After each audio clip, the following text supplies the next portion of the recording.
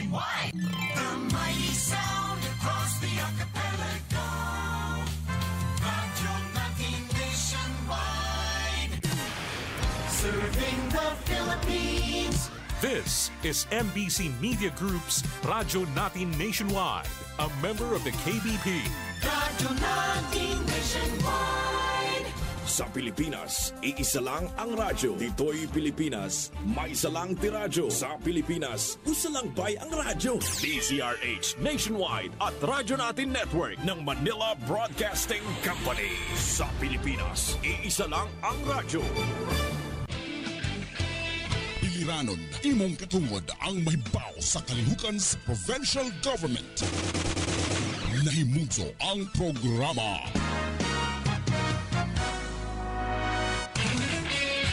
Sibya sa probinsya. Aron mahibaw ka sa mga programa o kayuhan nga imong maangkon. Sibya sa probinsya. Inyong makauban si Aldrin Cheng. Sibya sa probinsya. Matag adlawng Miyerkules sa alas 11 sa buntag hangtod sa alas 12 sa uto sa Radyo Natin FM.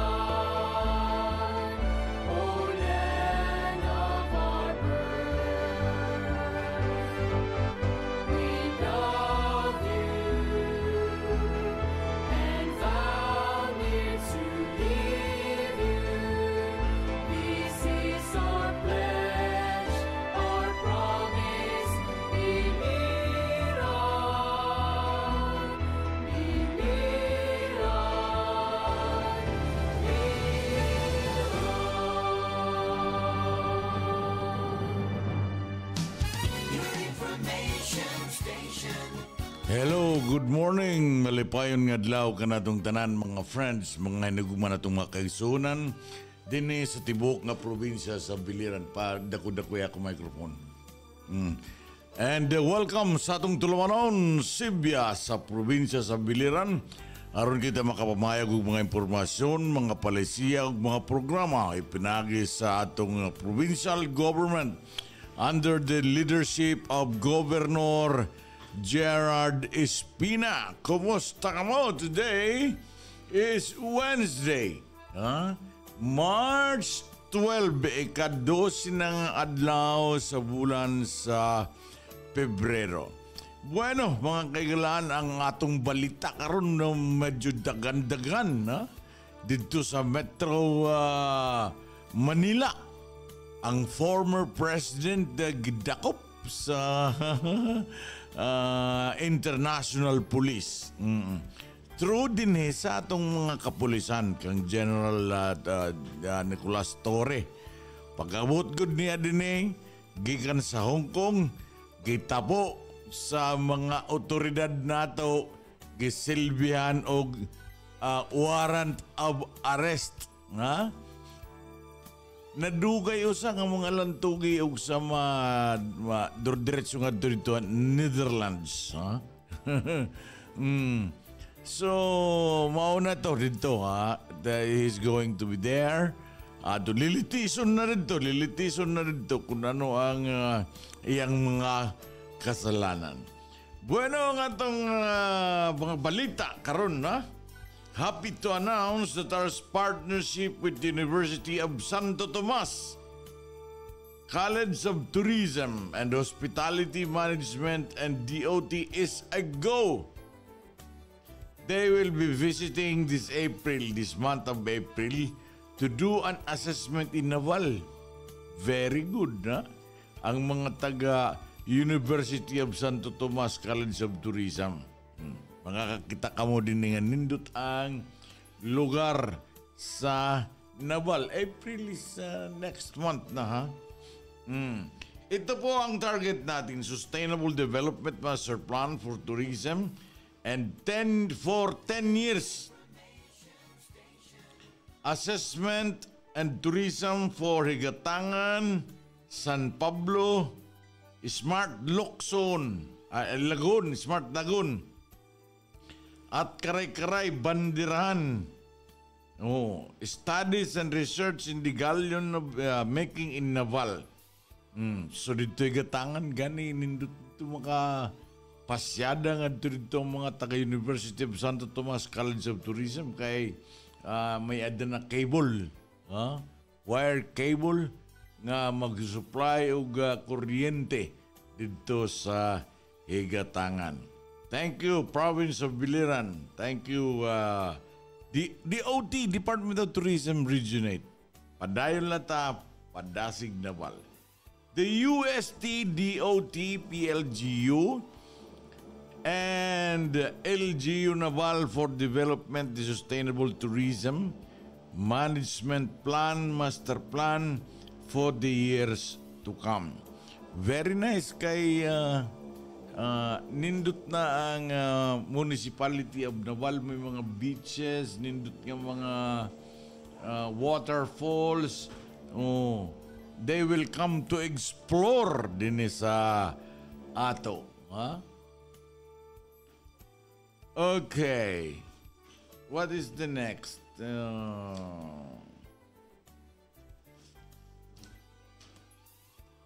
Ito. A silent decorations testament of the hard work and good governance of the Naval LGU under Mayor Stephanie Espina and the Municipal Council of Naval by the people and of the people of Naval, para sa lahat. Nindot kini mga kaigalaan. Here are the remarkable achievements of the local government unit of Naval during the past 2 years. At ito naglabay nga 2 katuig. Naval has earned several awards in recognition, including number 1, 2024 Seal of Good Governance and National Awardee. Seal of Good Local Governance and National Awardee. Lisod kini makakuha mga kaigalan. Ikaduha, 2024 Anti-Drug Abuse Council Performance Audit Award, national winner for component cities such as municipalities category. And 2024, full compliant gawad kalasag. Seal of Excellence nindot kini agi kuan nga mga balita. Adtong last tuig nga 2023, gawad mahusay award. Level 3 na, improved service delivery. The most outstanding local government unit of 2024, fifth in Eastern Visayas Media Region. Sanglit ko nakakabati ka mong mga negative ng mga comments diya sa Facebook. Ay nako, you try to balance it kung ano gudang kaimtang din sa Naval. Best LGU implementing kalahi SEEDS NCDDP AF in the province of Biliran. 2023 Peace and Order Council Performance Audit Regional Award. So 2023 nagka-award kita og Peace and Order Council Performance Audit Award. You can just imagine the municipality of Naval karon mahimyang na.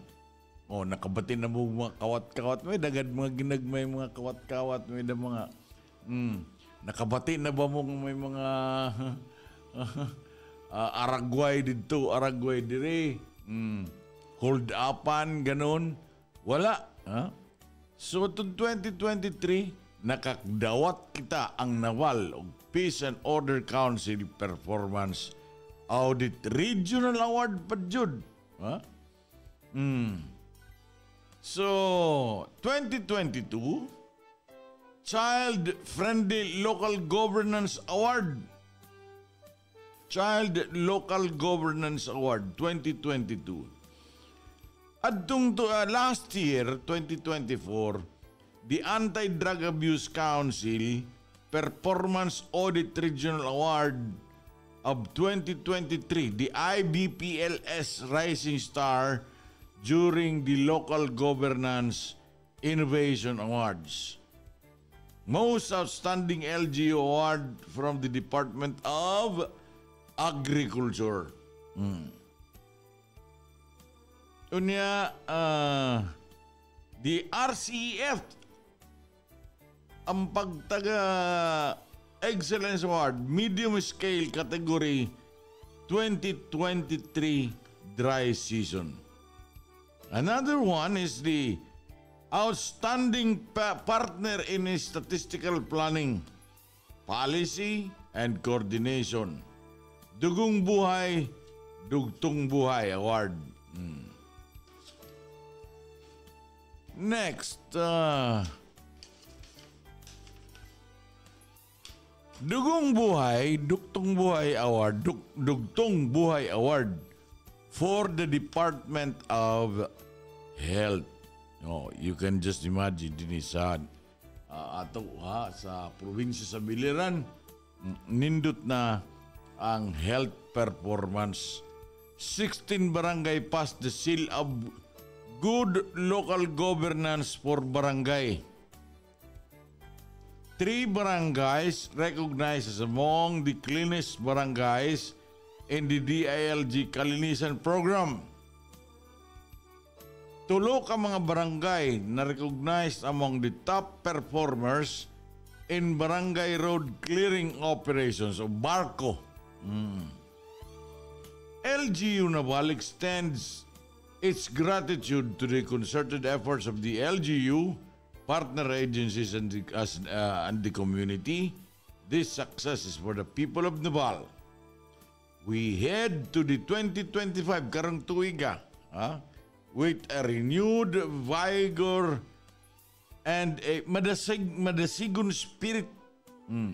Dasigon Naval, madasigon spirit, aspiring to make an even better of the year.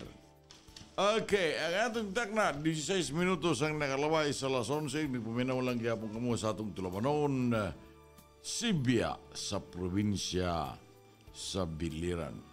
Di rin naman sa Kapitolyo, ang atong Provincial Agricultural Services Office in collaboration with the local government unit of Colaba successfully conducted a coastal livelihood training with after-training support for the municipal captured fisheries in Colaba, Biliran. Nindot kini nga coastal livelihood training. This initiative aimed to equip the Hubahub United Fisher Folks Association with the essential knowledge and technical skills to enhance during their fishing practices, promote sustainable resources management, and improve their overall livelihood. Kana, ayaw kita pagpadisturbo kung ano sa dito mga natatabo dito sa Metro Manila. Let us concentrate din sa atong probinsya. The provincial government, through the leadership of Governor Gerard Rogers Pina, remains committed to strengthening the local fishery sectors by providing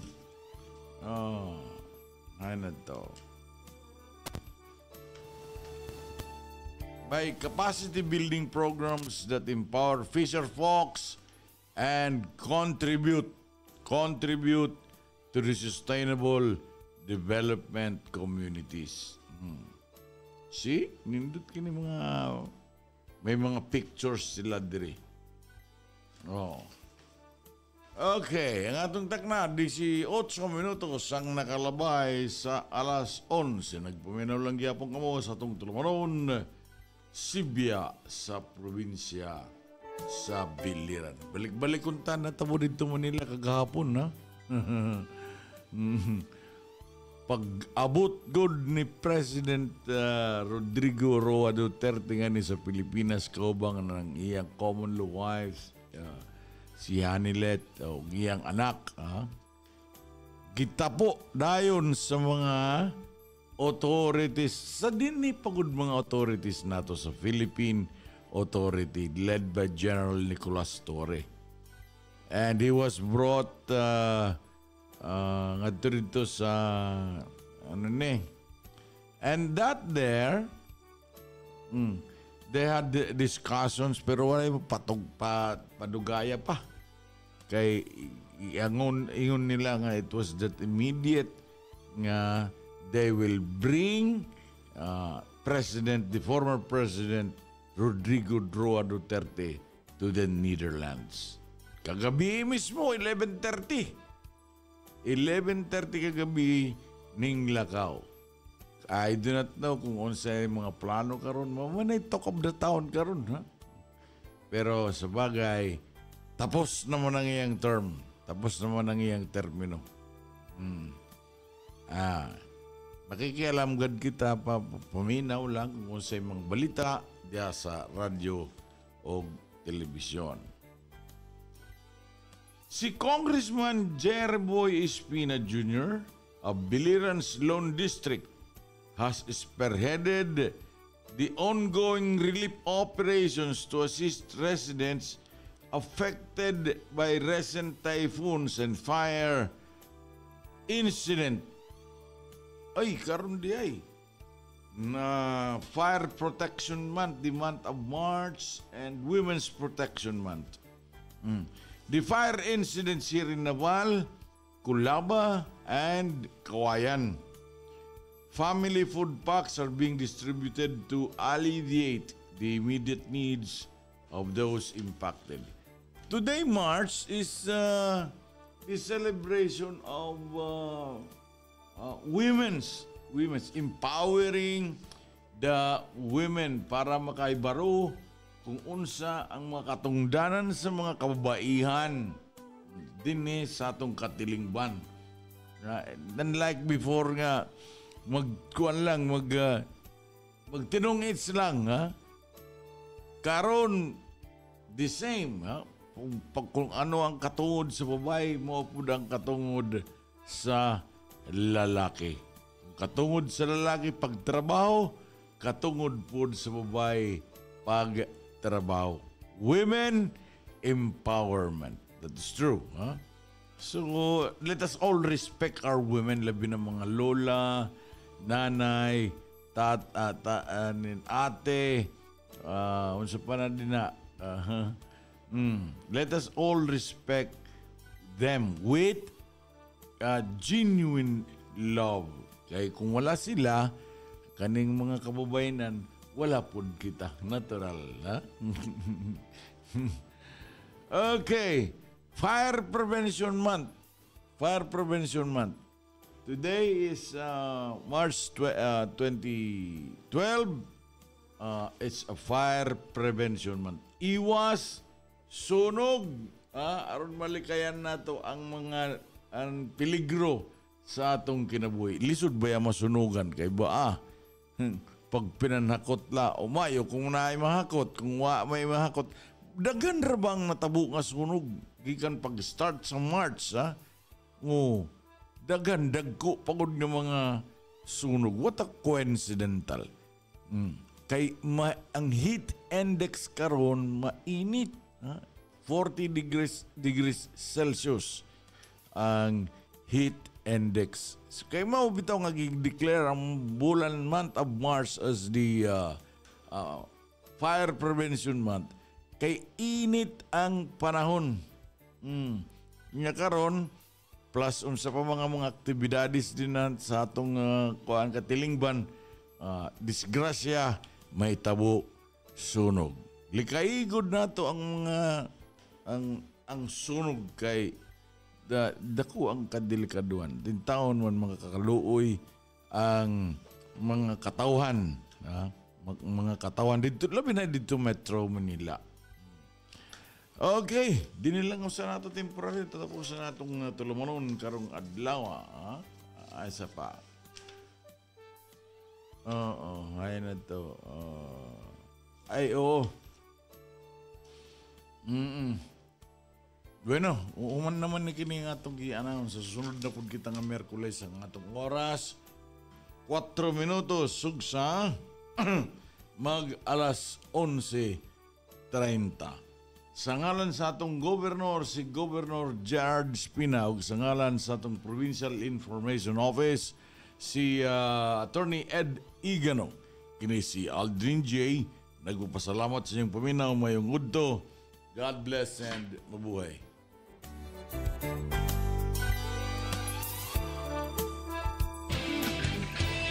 Piliranon, imong katungod ang mahibaw sa kalihukan sa provincial government. Nahimugso ang programa